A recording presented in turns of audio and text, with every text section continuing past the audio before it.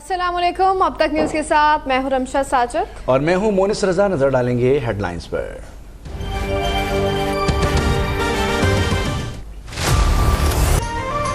आम इंतखाबात 11 फरवरी को होंगे। इलेक्शन कमीशन ने सुप्रीम कोर्ट में तारीख दे दी। अदालत ने आज ही सदर मुमलिकत से मुशावरत का हुक्म दिया। कहा सदर आरिफ अलवी से मुलाकात में इंतखाबात की तारीख का तयन करके कल अदालत को आगाह किया जाए। हतमी तारीख का ऐलान सुप्रीम कोर्ट से होगा। इलेक्शन केस का तहरीरी हुक्मनामा जारी। उम्मीद जाहिर की कि इंतखाबात की तारीख का मामला खुश असलूबी से तय हो पाएगा।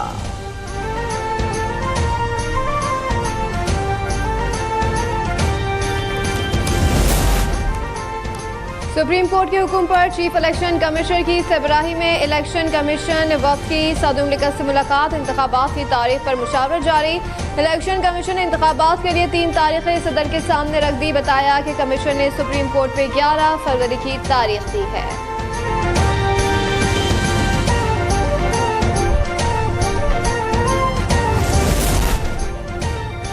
आप जो दलाइल दे रहे हैं इससे सदर पर आर्टिकल 6 लग जाएगा।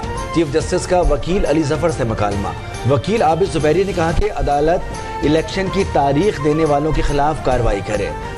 चीफ जस्टिस ने जवाब दिया कि आप सदर के खिलाफ आर्टिकल 6 की कार्रवाई चाहते हैं। आपकी ख्वाहिश है बेंच टूट जाए और हम जानते हैं ऐसा क्यों चाहते हैं। लगता है आप इंतखाबात ही नहीं चाहते। जस्टिस अदहर ने कहा कि हुकूमत, इलेक्शन कमीशन या सदर जिसने खिलाफ वर्जी की उसे नताइज का सामना करना पड़ेगा।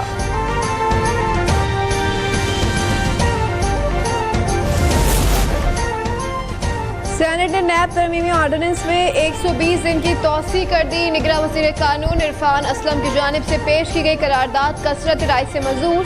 JUI के सेनेटर कामरान मुर्तज़ा की ऑर्डिनेंस में तौसी की मुखालफत। सदर आरिफ अलवी से फौरी इस्तीफे का मुतालबा। ऐवान बाला में इज़हार ख्याल करते हुए कहा कि आज सुप्रीम कोर्ट में तय हो गया है कि सदर मुमलिकत इलेक्शन की तारीख देने में नाकाम रहे हैं। आरिफ अलवी को फौरी इस्तीफा देना चाहिए।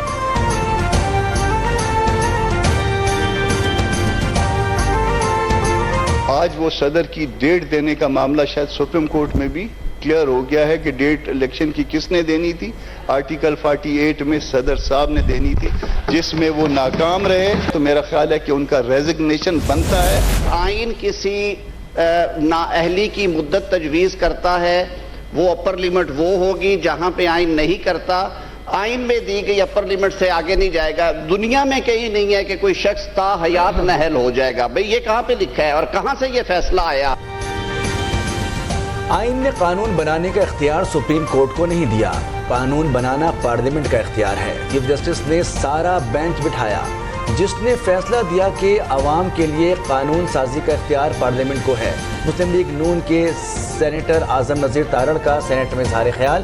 कहा कि अहम कानूनी मामला सिलेक्टेड बेंचेस के सामने रखे जाते थे। दुनिया में कहीं भी किसी को ताहयात नाअहल नहीं किया जाता।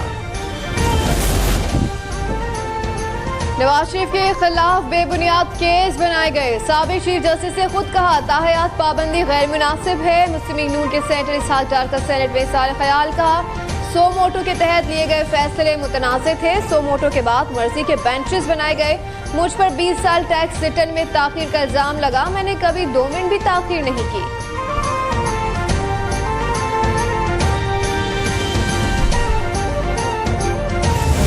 It's very tough seeing children, babies dying every day, and it's heartbreaking. So I have decided to donate part of my prize money to help, the Palestinians. And it's not political message here, just a humanity. That's it. I want peace in this world, and that's it. Women tennis association tournament की फातेह का गजा के मुतासरीन से इज़हार यकजहती इनामी रकम मज़लूम फ़लस्तीनियों के नाम कर दी। यूनिस की स्टार प्लेयर अनस जैब्यूर की आंखें झलक पड़ी। कहा कि फ़लस्तीन में नन्हे बच्चे मारे जा रहे हैं। खुशी का इजहार कैसे करूं। मुत्तहदा अरब अमारात का 1000 जख्मी फ़लस्तीनी बच्चों के इलाज का ऐलान। उन्हें UAE मुंतकिल किया जाएगा। सदर शेख मोहम्मद बिन जैद ने कहा कि जख्मी बच्चों के अहले खाना भी यहाँ लाए जाएंगे। International committee of red cross की सदर से राब्ता। बच्चों के इलाज से मुताल्लिक बातचीत की।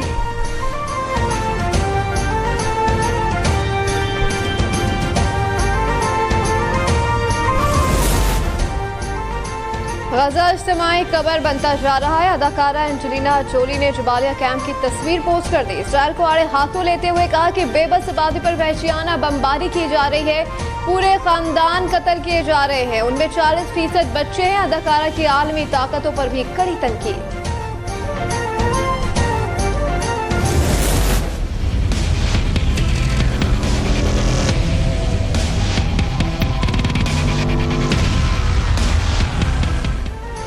पाकिस्तान ने $3 अरब के प्रोग्राम पर मुकम्मल अमल की यकीन दहानी करा दी। IMF वफ़द की वज़ारत ख़जाना आमद। आलमी मालियाती इदारे ने कहा अहदाफ के लिए सख्ती से अमल करना है।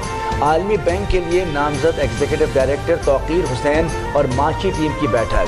निगरान वज़ीर ख़जाना डॉक्टर शमशाद की भी शिरकत। आलमी बैंक से ताउन बढ़ाने का अज़्म।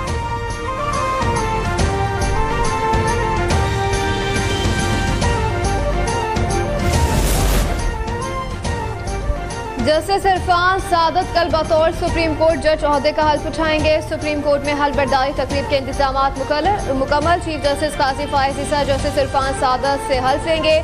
तकरीब में जजेस और सीनियर वकला शिरकत करेंगे।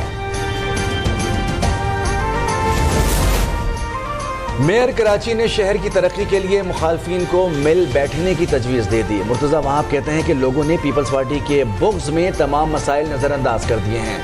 पानी से मुताल्लिक कहा वॉलमैन एक माफिया है, सब जानते हैं कि ये किस दौर में भर्ती हुए थे।